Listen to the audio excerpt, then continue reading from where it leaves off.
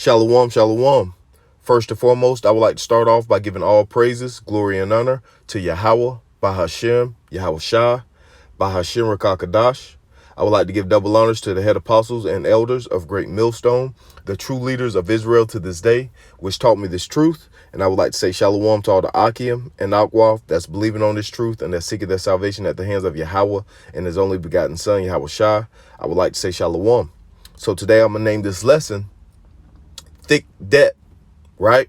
And that's because Esau Edom, the self-proclaimed white man, has covered himself over in thick debt.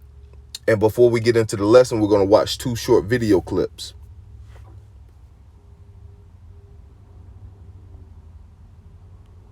Remain the global reserve currency? Absolutely not. So there's a very, very strong motivation for a lot of countries to move away from the dollar. The US dollar is in danger of losing its status as the world's reserve currency.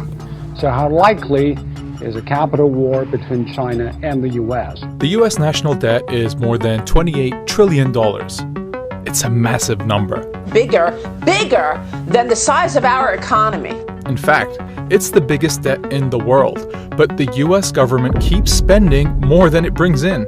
Our rising debt levels poses a national security threat. People need to start taking this seriously or it'll be too late. With the COVID pandemic, government spending has exploded, even as demands for more government programs are growing. But who will end up paying for all this?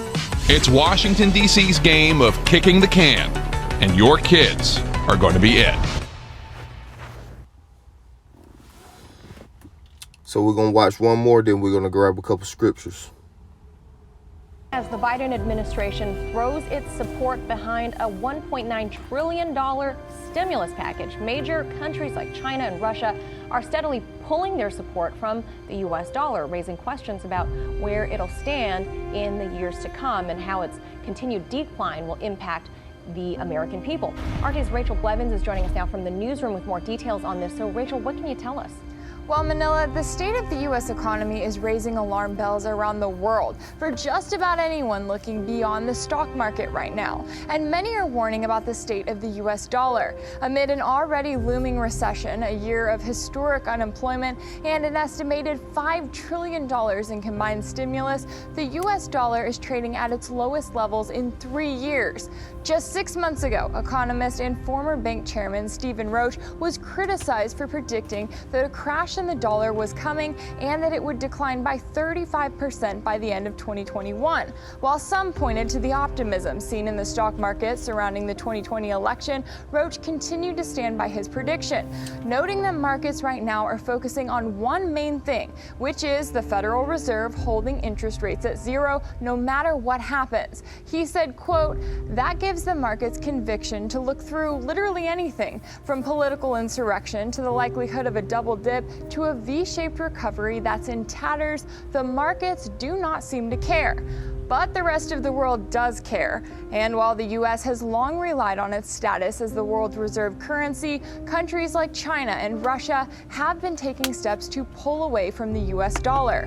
While Moscow used to be one of the top holders of U.S. treasuries, increasing tensions between the two countries and a host of sanctions from the U.S. under the Obama administration pushed Russia to reduce its reliance on the dollar in recent years. Beijing found itself in the same boat with the Trump administration, as the U.S. increased its military presence in the South China Sea and launched a historic trade war between the world's two largest economies. As a result, reports noted that in the first quarter of 2020, the dollar's share of trade between Russia and China fell below 50% for the first time on record. Now, Manila, while we have watched China and Russia reduce their reliance on the dollar, other currencies like the euro have benefited, showing the world that they don't have to rely on the U.S. dollar as much as they once did. Says it plans to stop investing in dollar-denominated assets through its sovereign wealth fund in response to rising U.S. sanctions.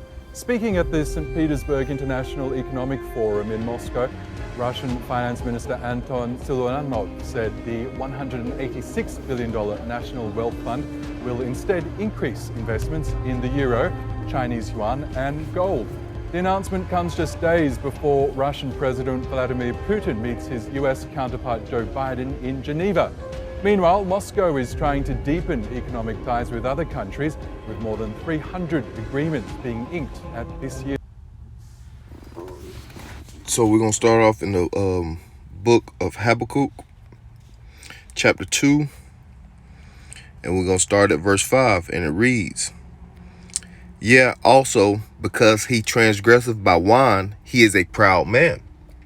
And proud is synonymous with this self-proclaimed white man, Esau Edom. He is the proud man that's being spoken about.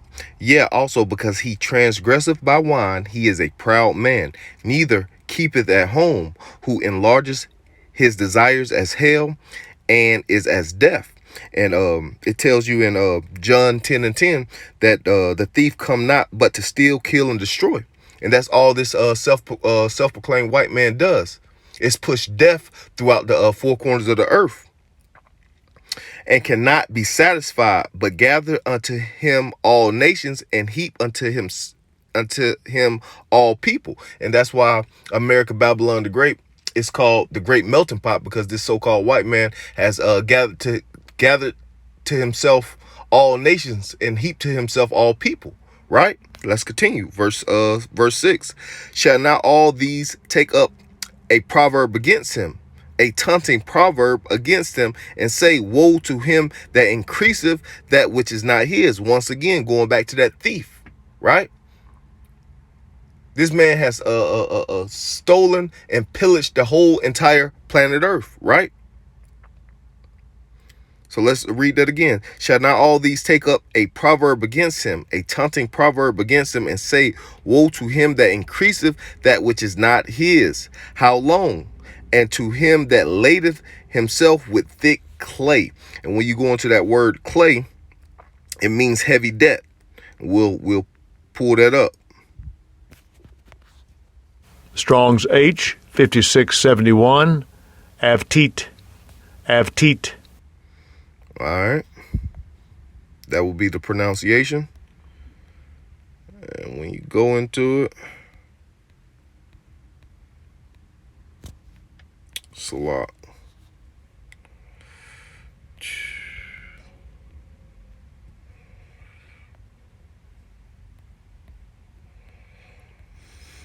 Right there. Weight of pledges, heavy debt. So this man has laden himself with heavy debt.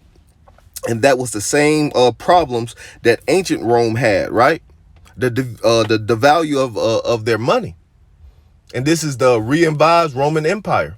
And the same ways that ancient Rome went out, it's the same way this modern re-imbibed Roman empire is going to go out. This man has laden himself with heavy debt, over $28 trillion in debt, right? And these nations are beginning to separate themselves from America, Babylon the Great, you know?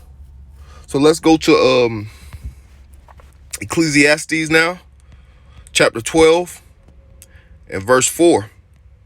And it reads, matter of fact, we'll start at 3. This is Ecclesiastes 12:3. "And the day when the keepers of the house shall tremble, and the strong man shall bow themselves, and the grinders cease because they are few, and those that look out the windows be darkened." Verse 4. "And the doors shall be shut in the streets, and the sound of the when the sound of the grinding is low." And right now, we are at an all-time high of unemployment, right? The sound of the grinding is low. "And he shall rise up at the voice of the birds, and the daughters of music shall be brought low." So you got to understand, that's why you're seeing, the retail apocalypse. All these stores are shutting down. That's because unemployment is at an all-time high, right? You having tent cities throughout the major cities of America. You got that housing moratorium that's about to be up. That's it will put millions of people on the street. Babylon is falling, but you still have Negroes, Latinos, and Native Americans trying to uphold this place. This place is falling, right? Yahawashi is taking the pride out of this place. Yahawah Ba'Shem Yahawashi is taking the pride out of this place. Let's go to 2nd Ezra, because you know, this monetary system is falling apart. And once the monetary system falls apart, it's going to bring forth chaos, right? It will bring forth chaos. The crash of the dollar will bring forth chaos throughout the earth. So let's go to 2nd Ezra 15, and starting at 15. And it reads, "For the sword and the destruction draweth nigh, and one people shall stand up and fight against another, and swords in their hands." Because when this dollar crash, you know, and you can't go into the store, you know, people instincts are just going to kick in. They're going to be in survival mode, right? So let's read that again. "For the swords and their destruction draweth nigh, and one people shall stand up and fight against another, and swords in their hand." And the modern day sword is the gun, right? "For there shall be sedition among men, and invading one another.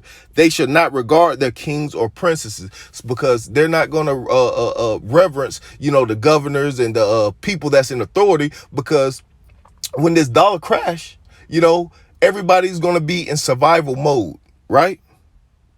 "They shall not regard their kings nor princesses, and the courses of their actions shall stand in their power. A man shall desire to go into a city and shall not be able to." And that's because they're going to bring forth martial law. You know, see, these super elite bankers, they won't order out of chaos. So they want chaos to hit. They're crippling this monetary system on purpose, right? Because when they bring forth this chaos, they're going to bring forth the solution, right?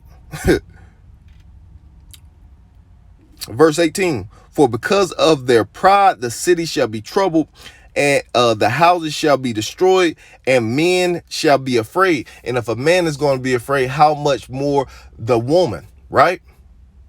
See, in the times that we're coming into, when this dollar crash, when this economy goes belly up, you know, that's when women are going to get in order. That's when women are going to be looking for a man of the Lord, right? That's when they're going to see that this first world country has had them under a deep spell where they think they can provide on their own.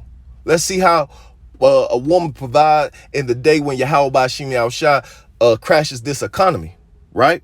"For because of their pride, the city shall be troubled, the houses shall be destroyed, and men shall be afraid. A man shall have no pity upon his neighbors, but shall destroy their house with the sword and spoil their goods, because the lack of bread and great tribulations." And, you know, when this dollar crash, you know, is already starting to be a shortage of food, chaos is going to break out. But in that time, the elect is going to depend on Yahawah Ba'Shem Yahawashi to take care of us, right? And let's just end off on with Isaiah 10 and 20, and it reads, "And it shall come to pass in that day that the remnant of Israel and such as escape from the house of Jacob shall no more again stay upon him that smote them, but shall stay upon the Lord, the Holy One of Israel, in truth. The remnant shall return, even the remnant of Jacob, unto the almighty power." So when all hell break loose, which the hopeful elect is looking for, that we're waiting for this economy to crash. We're waiting to put all our faith in Yahawah Ba'Shem Yahawashi. We're ready for this place, America, Babylon the Great, to pass away, you know? And we're going to trust in Yahawah Ba'Shem Yahawashi in that day. A lot of you so-called Negroes, Latinos, and Native Americans that have not repented, you know, in that day when this economy crash, when this dollar falls, y'all gonna line up for that chip because y'all don't have any trust in Yahawah Ba'Shem Yahawashi. The remnant, the elect, the hopeful elect, Lord willing, I'm of that number, you know, are going to be rooted and grounded and have faith that Yahawah Ba'Shem Yahawashi is going to do what he said he's going to do. And that's lift up a standard, you know, feed his elect, you know. We're going to go through straits, but at the same time, Yahawah Ba'Shem Yahawashi said he would deliver his elect. So with that, I'm going to give all praises, glory, and honor to Yahawah, Bahashem, Yahawashi, Bahashem Rakakadash. And I'm going to give double honors to the head apostles and elders of Great Millstone, the true leaders of Israel to this day that taught me this truth. And I'm going to say shalom to all the Akim and Akwaf that's believing on this truth. Shalom.